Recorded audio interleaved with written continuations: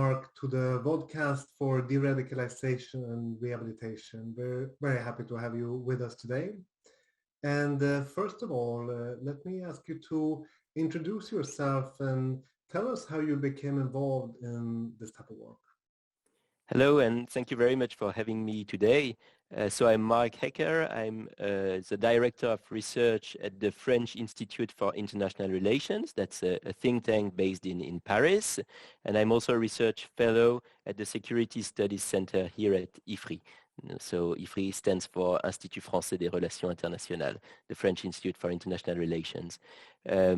So I've been working actually on terrorism for a bit less than 20 years now.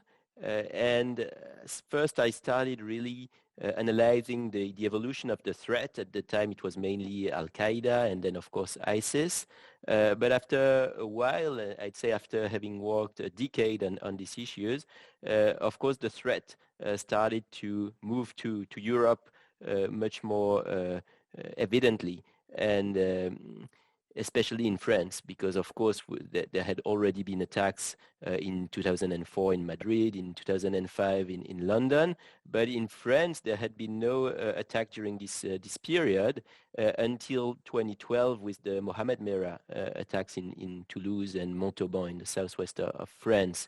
And then of course we've had this huge wave of French citizens who left France for Syria, and actually the French were the biggest contingent in Europe. We had more than 1,300 citizens who left France for Syria and Iraq. And there were at the time a number of trials in Paris, because as you may know, the prosecution is centralized in France in the matter of terrorism.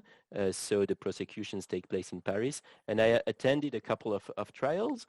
And so I wrote a study at the time based on these trials and on the court documents to try and see if there was some kind of profile of these people who were involved broadly in terrorism, whether because they wanted to leave for Syria or because they attempted an attack in France on French soil.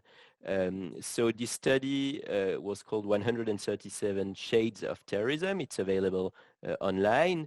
And after the publication, I was actually contacted by the Ministry of Justice. So I had discussions with them, and also with the new de-radicalization or rehabilitation program or disengagement program. It depends on how you want to call it, but it's not called officially a de-radicalization program. That's an important point. So I was contacted by the staff, the new director, and I was asked actually to do the evaluation, the assessment of this program. So I did that in 2019 and 2020, and this study was published a year ago in 2021, and it's called Once a Jihadist, Always a Jihadist, ? A de-radicalization program seen from the inside. That's also available online. So basically that's it. I could add many things, but I think I'll leave it here. Yeah, very impressive, Marc, very impressive. We would be very tempted to ask you if you can summarize as briefly as possible some of the conclusions of these studies, especially the one on the profile of the jihadists or the profile of the foreign fighters. And of course, we would be all interested to know a little bit more about the study on the effectiveness of the program that you just mentioned. Can you briefly Yeah, I can do that. Well, as I said, they're both available online, so if you want details, you can, of course, check them. So I'll be very brief here. The conclusion about the profile is basically that there's no clear-cut profile, but there are big trends. So that's important because even if you analyze the big trends, it's always possible to have exceptions. And I say that there's no profile because when I mention the statistics, and I don't have them in my mind, but it's never like 95%, it's more or less 60%. So it leaves you, the other half and the big margin of error. But basically, the big trends are the following. You can first notice that these persons who were convicted in France had a much lower education than the rest of the population. then, and that's of course linked to the level of education, it was much harder for them to find a job. So there are many unemployed in my sample, unemployed individuals, and also people who manage to find a job, but you know, sometimes it's not a permanent job, and they spend sometimes unemployed, and then they get a new job for a few weeks or months, and they are pretty unstable. But again, you have exceptions. For instance, in the sample, there's one PhD in physics, one engineer, and there are several individuals who had pretty, you know, good job that were well paid and so on. So there are always exceptions.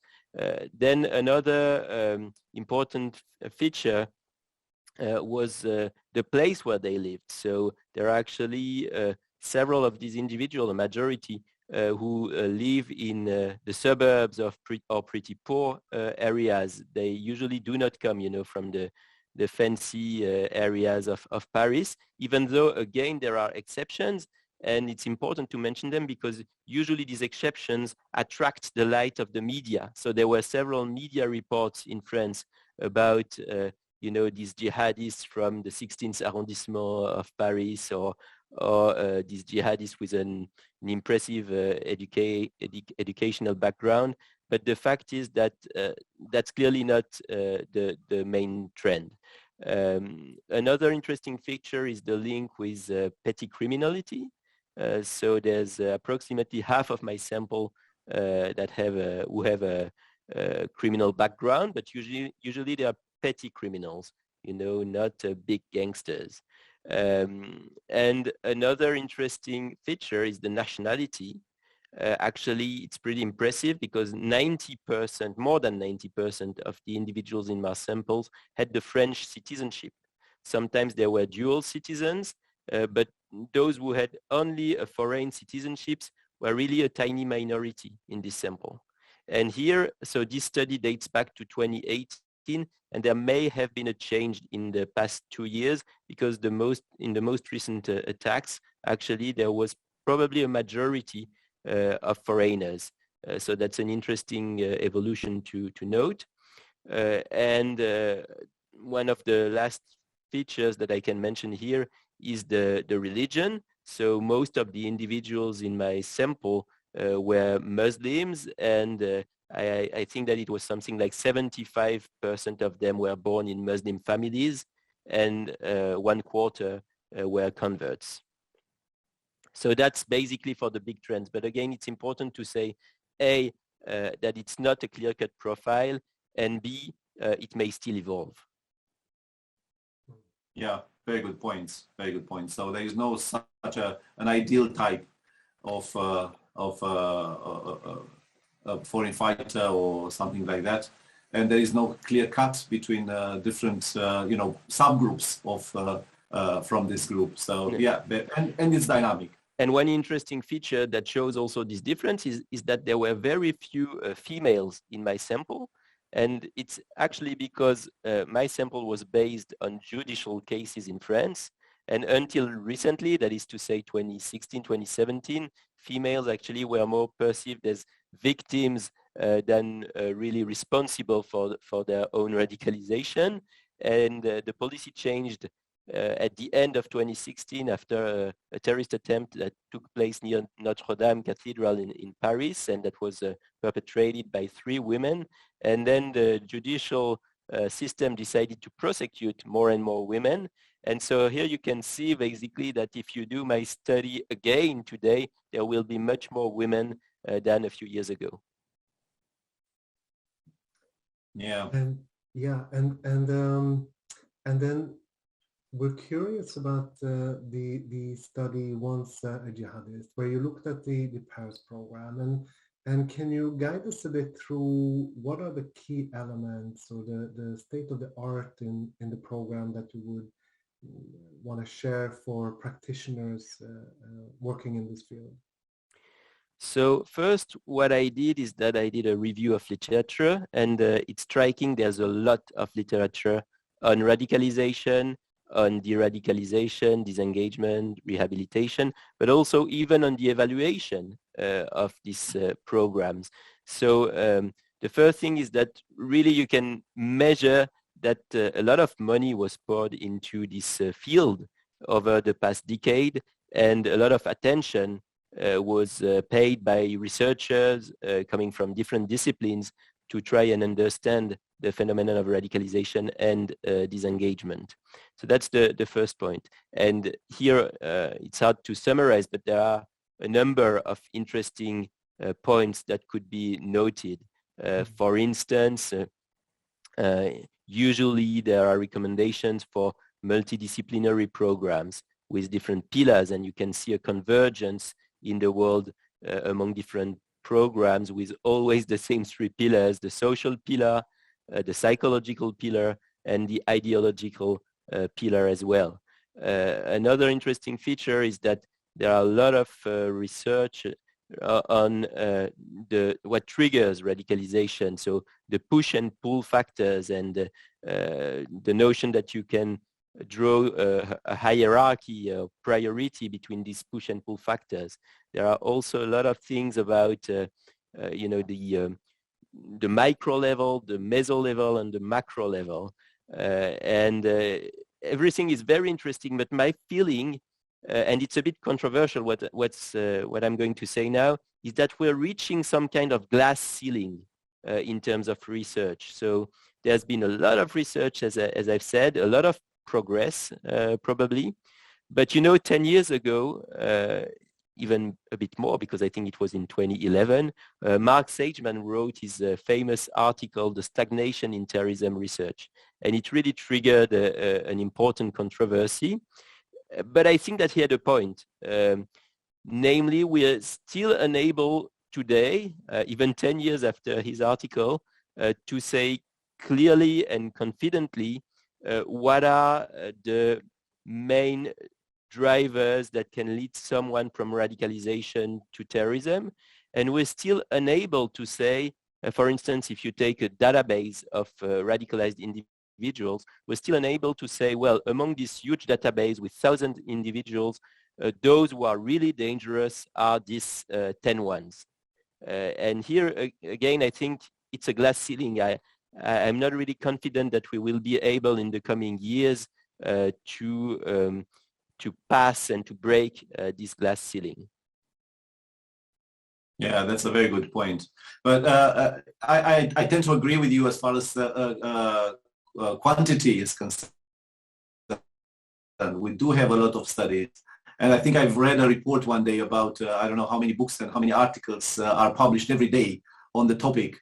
What about the quality of these papers, Marc? What do you think about that? Bearing in mind, for instance, that only 2% of the studies are based on, let's say, direct data, direct interviews with people involved in the phenomenon. Well, that's a very good point. You need an access to data.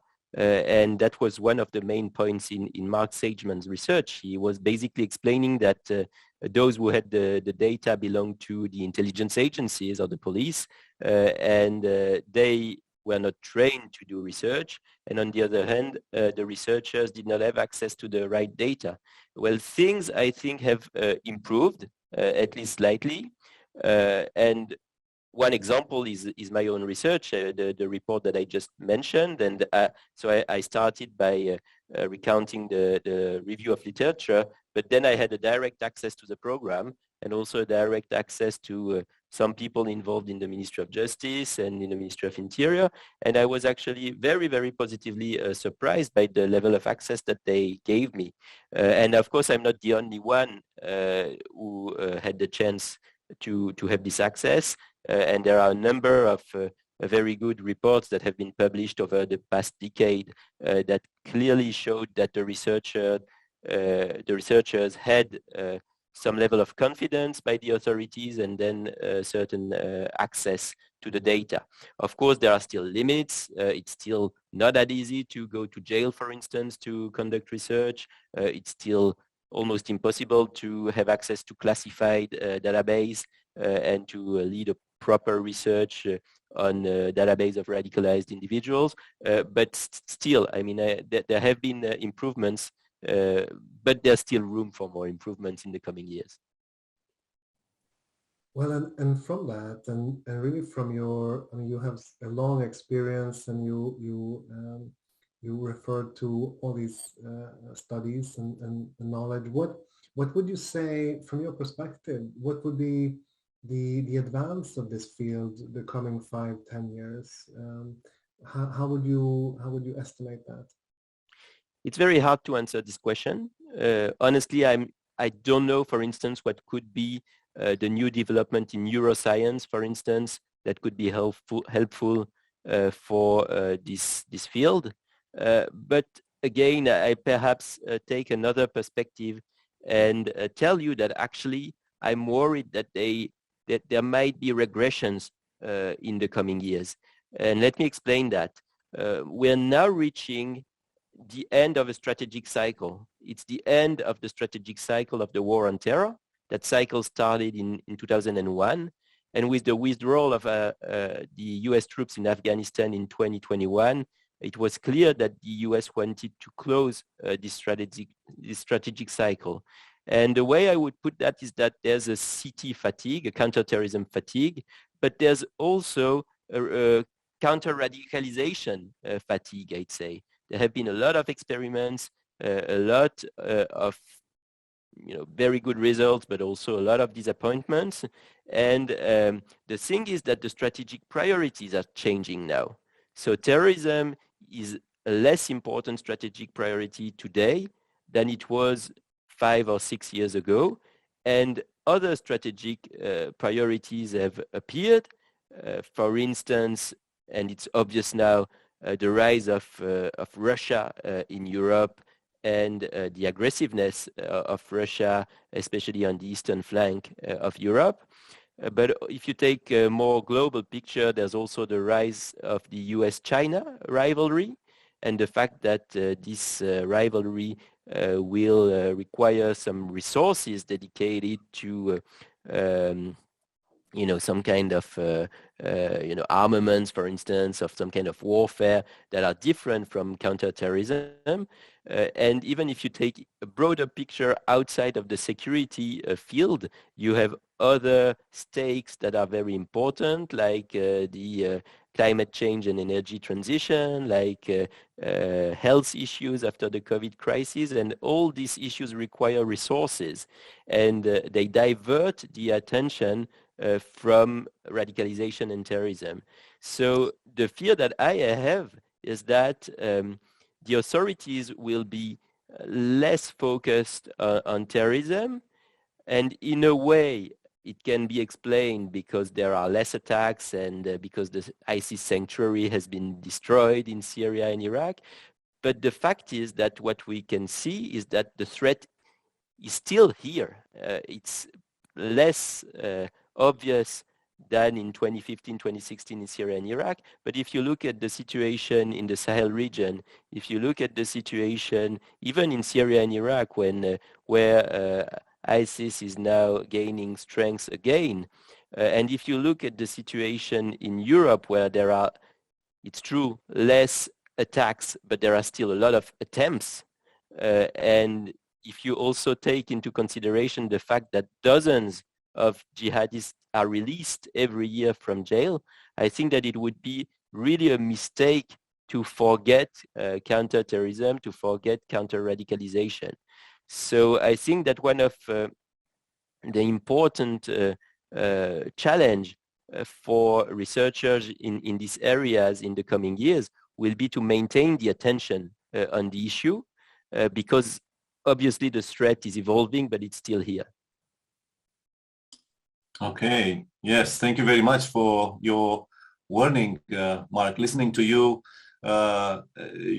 you reminded us that the fight against terrorism is it's ultimately a political issue, and there are a lot of fights over the limited resources, and we are talking about priorities here, and in this kind of context, the fight against terrorism can be somehow in the shade or forgotten, which would be quite a step backwards for all of us. We'd like to thank you very much, Marc, for sharing your time and your thoughts with us. It was very useful, and we look forward for other opportunities to continue this discussion. Thank you very much. Thank you. Thank you very much. Thank you very much, Marc.